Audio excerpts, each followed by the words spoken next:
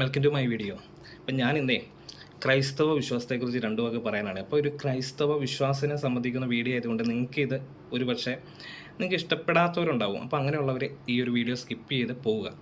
അപ്പോൾ എന്തായാലും ഞാൻ ഈ കഴിഞ്ഞ ദിവസം നമ്മുടെ മാർപ്പാപ്പ, ആദരണീയനും ബഹുമാനായിട്ടുള്ള മാർപ്പാപ്പ ഒരു പ്രഖ്യാപനമായിട്ട് വന്നിട്ടുണ്ടായിരുന്നു. വളരെ സന്തോഷം തോന്നി. കാരണം എന്താണെന്ന് വെച്ചാൽ മരിയൻ ആരാധന അല്ലെങ്കിൽ കന്യാമറിയത്തെ ആരാധിക്കുക, പരിശുദ്ധ മാതാവ് എന്നുള്ള രീതിക്കൊക്കെ ആരാധിക്കുന്ന ധാരാളം സഭകളുണ്ട്, കൂടാരങ്ങളൊക്കെ ഉണ്ട്. അപ്പോൾ അങ്ങനെയുള്ള ഇത് വരുമ്പം ഞാൻ ഈ ഒരു ബൈബിളിനെ ഏകദേശമൊക്കെ മനസ്സിലാക്കിയിട്ടുണ്ട്. ഈ പറയുന്ന പൂർണ്ണമായിട്ടൊന്നും ബൈബിളിനെ മനസ്സിലാക്കിയിട്ടില്ല. അപ്പം അത് അറിയാവുന്ന ഞാൻ മനസ്സിലാക്കിയ അത് വെച്ച് ഞാൻ പറയാം. ഈ പറയുന്ന ബൈബിൾ അടിസ്ഥാനത്തിൽ ഏകദൈവമാണ്. അത് ഏകദൈവം എന്ന് പറയുന്നത് തന്നെ യേശുവാണ്. അപ്പോൾ അതിൻ്റെ ഒപ്പം തന്നെ അല്ലെങ്കിൽ അതിനേക്കാൾ മുകളിൽ നിൽക്കുന്ന ഒരു ലോകത്തിൽ ജനിച്ച് ജീവിച്ച് മരിച്ച ഒരാളെ ഈ പറയുന്ന ക്രൈസ്റ്റിൻ്റെ ഒപ്പം തന്നെ അല്ലെങ്കിൽ അതിൻ്റെ മുകളിൽ ഉയർത്തിക്കാട്ടി അതിനെ ആരാധിക്കുന്നതിനോട് എനിക്ക് പണ്ട് മുതലേ അതിനോടൊരു എതിർപ്പും കാര്യങ്ങളൊക്കെ ഉണ്ടായിരുന്നു. അങ്ങനെ ഇരിക്കുമ്പോഴാണ് മാർപ്പാപ്പയുടെ ഈ ഒരു പ്രഖ്യാപനം കാര്യങ്ങളൊക്കെ വരുന്നത്. കറക്റ്റായിട്ടുള്ള കാര്യമാണ്. അദ്ദേഹത്തിൻ്റെ പ്രഖ്യാപനം തന്നെ ബൈബിൾ അടിസ്ഥാനത്തിൽ അല്ലെങ്കിൽ ബൈബിള് വ്യക്തമായിട്ട് അതിൻ്റെ സത്യസന്ധത, നീതി പുലർത്തുന്ന രീതിയിലുള്ള ഒരു പ്രഖ്യാപനം തന്നെയായിരുന്നു. തീർച്ചയായിട്ടും നിങ്ങൾക്കത് അറിയണമെങ്കിൽ ബൈബിളൊന്ന് വായിച്ചാൽ മതി. പിന്നെ നമ്മുടെ ഈ ഒരു ക്രൈസ്തവ വിശ്വാസത്തിൻ്റെ അല്ലെങ്കിൽ ക്രൈസ്തവ ആ ഒരു സഭകളെന്ന് പറഞ്ഞാൽ പല ഡിനോമിനേഷനുണ്ട്. ആയിരക്കണക്കിന് ഡിനോമിനേഷൻസ് ഉണ്ടെന്നാണ് എൻ്റെ ഒരു അഭിപ്രായം.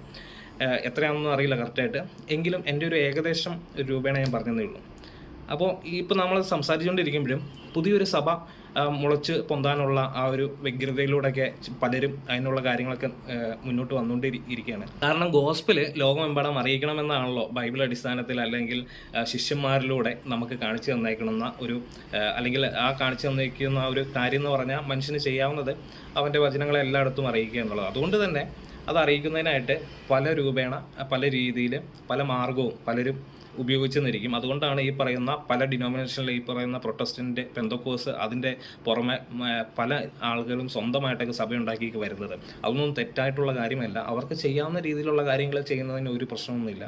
കാരണം അത് ഒറ്റ കാര്യമുള്ളൂ, അത് ബൈബിൾ അടിസ്ഥാനമായിരിക്കണം, ഏക ദൈവ വിശ്വാസം ആയിരിക്കണം, അത്രയൊക്കെ ഉള്ളൂ.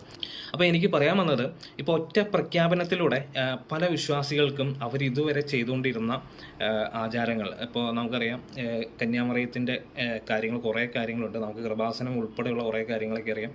അപ്പോൾ അങ്ങനെയുള്ള കാര്യങ്ങളിലൊക്കെ സ്ഥിരം ചെയ്തുകൊണ്ടിരുന്ന, അതിലൊക്കെ ഭയങ്കരമായിട്ട് വിശ്വാസം അർപ്പിച്ചുകൊണ്ടിരുന്നവർക്ക് പെട്ടെന്ന് ഇനി പറയുന്ന ക്രൈസ്റ്റ് മാത്രം ആണ് ഏകരക്ഷകൻ, എന്തുകൊണ്ട് നിങ്ങളിത് ആദ്യം പറഞ്ഞില്ല എന്നുള്ള രീതിയിലൊക്കെ ഇപ്പോൾ കുറേ ചോദ്യങ്ങളും കാര്യങ്ങളൊക്കെ വരും.